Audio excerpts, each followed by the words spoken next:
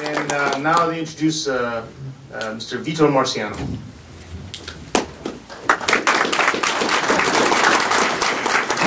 Thanks, John. Ladies and gentlemen, I'm bringing up the BlackBerry because I can always go longer than 5 minutes, and I actually want to time myself. Many of you in the room know me, but I'm going to spend a little bit of time talking about myself and try to, at the very end, just sort of summarize 4 things that I would like to achieve with the Senate. Let me start, though, first by thanking 2 senators. And everybody's thanked Bert and Allison, and they deserve our thanks. Bert has been the champion of Senate reform in Canada for longer than anybody else. And I want to remind all of you that we're up here campaigning for Bert's seat, because Bert's the next person to retire from Alberta, and it's our job to take the torch from him and run across Canada with it and get their attention on it. But I also want to thank a grit, and those of you who know me know that I'm not very good with thanking Liberals, but I think Senator Dan Hayes stepping down early to create the opportunity for the Prime Minister to put Bert Brown in the Senate is one of the most honourable things I have ever seen in Canadian politics, and he deserves a round of applause for that. I'm a zero-generation Albertan. I was born in Portugal and came to Canada when I was 4 years old, and became a Canadian citizen on September 4th, 1984. I was 14 years old, and my parents went from the swearing-in ceremony where my dad was telling off the Liberal judge to go and vote for Bill Lessick in Edmonton East, because that was the day that Brian Mulroney won 200-plus seats. My daughter, however, is both a first-generation Albertan, and on her mother's side, she's a seventh-generation Albertan. They can trace their origins back in Alberta into the 1890s. And I'm doing this in many ways for her, because getting the Senate right is something that's really important in terms of fixing things for her. Many of you know me as a campaigner. I have been a campaign manager or a consultant to, I think, about 50 federal campaigns. I got the pleasure of taking out Ann McClellan. Laurie Hahn did all the hard work, but I built his team. I've had the pleasure of electing Leona Glukak when her entire team consisted of me and her, and me flying her around the country. I've helped out Conservatives both in Alberta and all across the country get elected.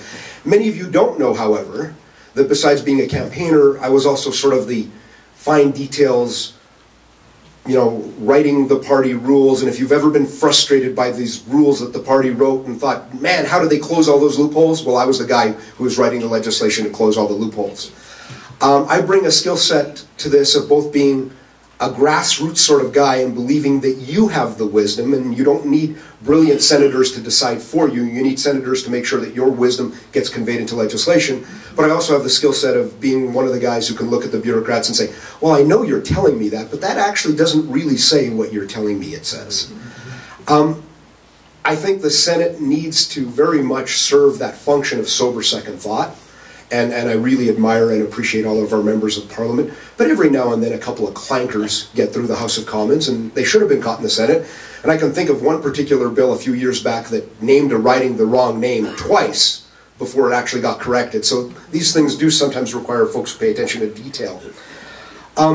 Many of you may not know that I was the national policy chair of the party. And under that role, I went out and fought some folks in ministerial offices and in other high places who would occasionally turn to me and say, well, I know the members want that, but if we bring forward that motion, you know, it's going to embarrass the minister. And I thought, and I said, oftentimes, well, if it embarrasses the minister might want to check and change his policy. Because our best ministers turn to their staff and say, well, here's my mandate letter from the Prime Minister, and when you've achieved all of that, here's the policy book that the grassroots wrote. Go out and achieve those things, and we'll have good government. I believe that you want a senator who's going to go to Ottawa and fight for Senate reform. That's job one. If Alberta doesn't lead Senate reform, it's not going to happen. There's lots of opportunities to do it well. But then I think you also need a senator who's going to go to Ottawa and fight for Alberta values and Alberta ideas and conservatism as it's evolved in Alberta, and going to speak up for those things, and going to speak up for the grassroots. The Senate's a very funny place, and I've got lots of friends in the Senate, and it's kind of hard to tell folks who've been appointed that the system is broken if it's appointing them, because they're like, well, it put me here, it can't be that bad a system. You need folks who are going to push on those ideas, and I want to push on them for you. On top of that, I've got sort of two personal issues that I think need to be dealt with at the Senate by Alberta senators. One is, after we succeed in reforming the Senate, we need to fight to entrench property rights in the Constitution. Yes. And the second one is, especially for senators from Alberta, is that we need to defend our energy industry. Canada's energy industry is the natural competitive advantage of our country. Our opponents or our enemies are speaking out against it, and Alberta senators need to speak up for it. Thank you, and I'd be happy to answer your questions later on.